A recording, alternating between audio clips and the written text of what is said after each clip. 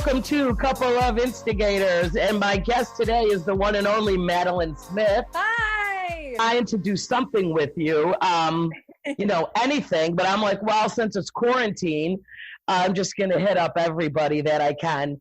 I'm actually recording later with Yolanda Smiles. So I'm knocking off all my girls. That's awesome. Yeah. So you're in Jersey City now, right? But you're right outside of the city. I was in Jersey City. I've been there. I was there for like the past, I've been living there for like 2.5 years. But actually just yesterday I came back up to my parents' house in Honeyway Falls because I had my quarantine. I had been really sick. Obviously I had. Madelein had the COVID. I had the COVID. I got over it. I had it about 3 weeks ago. So now I'm not contagious anymore and I feel okay. And the nice thing is now I probably can't catch it again. When I was in the hospital, the doctors told me once you're over it, it's really unlikely you'll catch it again. So now I can like hang out with people, but people still don't really want to hang out. So I can kind of like hang out with my family and not many people other than that. Right. So you do stand up. So you're a stand-up comedian. You started out I met you in Rochester, right? I met you doing local comedy here. How long have you been doing comedy? Almost 7 years. It'll be 7 years in June. And you went to school for, I'm thinking theater, right? Yeah, you're right. You're so theatrical on stage. It's obvious that, yeah. So I could totally, you do your voices and all of that, and you also have a song that I totally wanted to have you send to me because I'm going to play it at the end. Oh, yeah, of course. Yeah. So, and it got stuck in my head when you sent it to us. I'm like, oh, great. Now this is stuck in my head. But it's a very like boppy 80s. I'm digging it. I like it. So you're back up here and you had the COVID. So yeah, I mean, I've had a few friends that have been very sick, but they couldn't get testing here and they told them just stay home. Yeah. So you're the only person I know that like legit got tested. Yeah. So what happened? Like what's your story on it? Well, I think it really sucks. I think it's really hard to get tested, especially I think it's hard to get tested if you're like a poor person or a person of color or something. So I'm probably more in the advantage of being like a white lady. Well, but you were also in the area where it was way more prevalent. Yeah. Definitely. And I think they had a lot more tests. Everybody I'm talking about has been up in Rochester. And I don't think they have a lot. They just don't have enough tests. And I did have one person that got it test twice. First test they lost. It took 10 days. Never came back. The second test took 10 days. Wow. And it came back negative. But the only reason was she has lupus. Oh yeah, so she wanted to like be sure. Well, that's good. I think that they're a little bit more likely to give you a test if you have like an underlying condition. But like, down by New York City, it's really bad because, it's like, it's completely running rampant. And, when I first had the symptoms of it, I called my doctor and he was like, well, just stay home for 2 weeks. But then after a couple of days, I was like, I have to go to the hospital because I'm like really sick. Yeah. And I actually, I had a friend who had it, and was still in the window of having hung out with her because that was like back before we knew we couldn't hang out. And so, I went to the hospital and I said, oh, I know someone who tested positive. And then since I had all the symptoms and I couldn't breathe, then they did the test for me. But I think if I hadn't been in the hospital, it probably would have been much harder to get. Because you have to go to but when you do you think you know where you got it? I mean, I know you were nannying, you were working. I was nannying, and my friend who's a nanny, we would hang out a bunch, and she had it, so I think I got it from her. But then also like there was just so many people down in New York City had it. It could have been I mean, just the public transportation alone. Yeah, just taking the subway. Exactly. I mean, they're like so nasty on a normal day. Yeah. I heard they were cleaning them though. Have you noticed them any cleaner? I actually haven't been on the subway Okay. in like a month. All right. But when I was still riding the subway, it did look a lot cleaner and there were fewer people on it. So that was good. Yeah. Oh, that's the one thing whenever I go to the city, I'm just like, oh my God, these subways. I mean, just the dirt on the floor, just a random cleaning would have helped anything there. For sure. It's always so gross. It's so gross. Yeah. And like, It's really gross. I mean, I couldn't tell you. I was only there last time for 3 days, and I saw 2 homeless people on a train sitting in their own shit. Oh God. Oh, that's horrible. That's so horrible. Only 3 days, and I've randomly seen this twice already. Like, this has to be prevalent. Like, this is not even. Yeah. A lot of times there's just like random shit on the subway, or like someone pukes on the floor and it gets cleaned up. Yeah, it's like so disgusting. I'm like, man, it's, you know what? Use some of those tax dollars to clean that shit in general. So, yeah. But do you like it? In New York, I do. In the city? I love the comedy scene there, and I feel like I really needed to move because I had just been doing comedy in Rochester for so long, and I was like, I got to move to a bigger city. Right. But also, I mean, it's for sure hard. Like, I felt like in Rochester, I like moved up very quickly and could make money doing comedy and stuff like that. And then there, it's just like so competitive. There's like people. It's just nuts. I know. I totally want to talk to you about that. I've only been doing comedy 2 years. And for me, there's certain things that in my head is a milestone, okay? Mm-hmm. So my next milestone is when I'm in Florida in the winter. I want to get on the improv stage and just get my picture. Like, for me, it's just like getting my picture on certain stage, you know? Yeah. I don't care how I get up there. I don't care if it's closed and I walk my ass up there and grab the mic, okay? Yeah.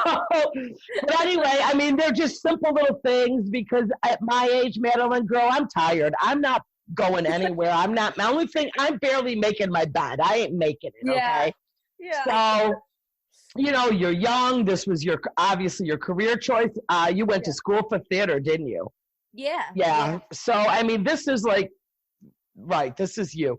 For me, I'm just like, hey, if the Carlson calls me to do a freaking hosting job, it's like the best day of my life. That's it. Oh, yeah. But so one of my milestones being a comedy fan was getting on the stage at the Cellar, and you did. So I mean, yes, and so you had posted a picture of you on stage on the Cellar, and everyone was just like, you know, like, and I was like, girl, you are on stage at the Cellar. You know what though? If it makes you feel any better, it was very cool. I only did 2 shows there, and then they never asked me back again. Doesn't matter, girl. You got on the Cellar stage. I did. So for me, that photo would have been like, holy fuck. Okay. The Cellar, Caroline's. Oh yeah. Have you ever got on that stage? I did years ago, but it was like a bringer show. Okay, right. But hey, it's a photo. But you know, you're on the stage. You know what I mean? Yeah. You've hit it. You've hit the stage. That to me. Totally. Another big one there is Gotham, right? Yeah, I have never done a show there, but I know that that's like a big, cool club, and it's like kind of well known. But I have never ever performed there. Right. So those are obviously the 3 big ones. Whenever I go to New York, just even for a visit, I will try to hit a show at those 3 places, even if it's the 1 o'clock in the morning show. You know what I mean? I'll try to hit the Cellar once because it's those shows where they bring like 6, 7 of the hottest, people down there. Definitely. And I've been lucky that I've seen Nikki Glacier, you know what I mean? Because she was just coming up, you know what I mean? And you never know who you're going to see. And these are people that eventually going to make it Netflix, right? Yeah. Is Netflix the one and only, do you think? Like if you can get a Netflix special, is that what people are thriving, you know? I think Netflix specials really make a career. Like, I feel like Ali Wong, she got so famous off of her Netflix special. Like, that was nuts. That was crazy. And it was so goddamn good. Yeah, it was really good. And I mean, come on, let's face it. If you're good, you know, she's so freaking good. And Who else do you think is blown up from Netflix? I'm trying to think. I feel like now Taylor Tomlinson is kind of having a day. Was it, like, seriously? Yeah. I watched the stand-ups with her, like the little 15 minutes. She did not stick out in my memory from that, okay? Yeah. I was in Florida this winter, and I was like, I go up there, stay with my mom, and I'm like flipping around, and a friend of mine came into town to visit me who is not a fan of any comedy. Like, she barely goes to she's like, I hate comedy. So like, monster. Anyway, I put it, I'm like, oh, flip it. I put it on. She was laughing her ass off. Oh, wow. And I was like, I was too. I'm like, who is this girl? Where did she come from? Like, she was not on my radar. Yeah. But what I loved about her is for her age to freaking hit the 50-year-old females or just in general. Like, that impressed the shit out of me because I think comedy, for me at least, when I see a lot of the very young kids doing comedy like her, what is she, 25? 26? Yeah, I think so. Yeah. She's young. A lot of times it's funny, but it's not, I can't really relate. But we related to it all. And I'm like, she was so freaking good. Yeah, she's really good. So she's been grinding a lot, right? I think so. I think that she started comedy when she was pretty young, like 16 or 17. Yeah. So it's been like, she's probably been doing it like 10 years now, but it's just, sometimes it will take a long time, and like you'll get something cool and you're like, oh wow, I made it, but then it's like not really, you still have to get a bunch more. So it's like a long process. Yeah. Really long. So how did you end up at the Cellar, even for the 2 shows? What, like? Yeah, I did a show at Greenwich Village Comedy Club, which is right down the street from there, which is a very cool club too, but obviously like not as hard to get into. And a guy who was producing shows at the Cellar saw me, and he was like, oh, you're really good, you should come do my show. And I was like, awesome, thanks. But then I did it, and it was really good, but I kind of got in trouble because my college agent came, and now at the Cellar, you're supposed to put your phone in like a little envelope, and he didn't do it, and he got in trouble, and then I kind of got in trouble too. So he fucked up my life, honestly. So they don't want any phones out. Yeah, they're real. You know what? So many people are working on new material there. I think it's that, and I honestly think it's because like of Louis C.K., because he will come in and they still let him come in, and that's kind of a whole thing. And then a lot of people don't like him, obviously, and then people might like record him or something. So I feel like since he kind of came back on the scene, that they really shut down cell phones. They don't want anyone taking pictures on their phone.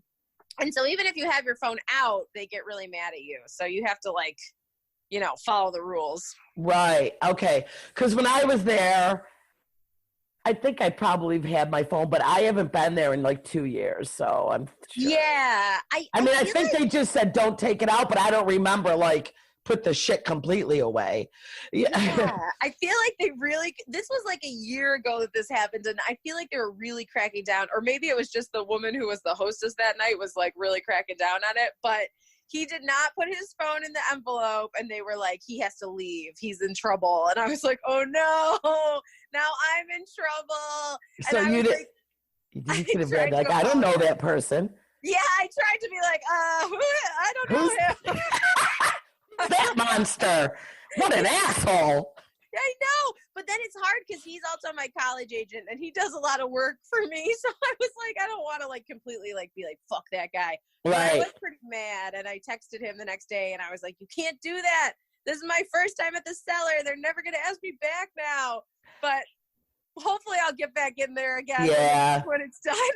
Because there'll be other people producing shows or whatever, Yeah, I think so. Yeah, boy, I'll tell you, the comics at the Cellar right now, they're so strong. I watched the Friday Night Live at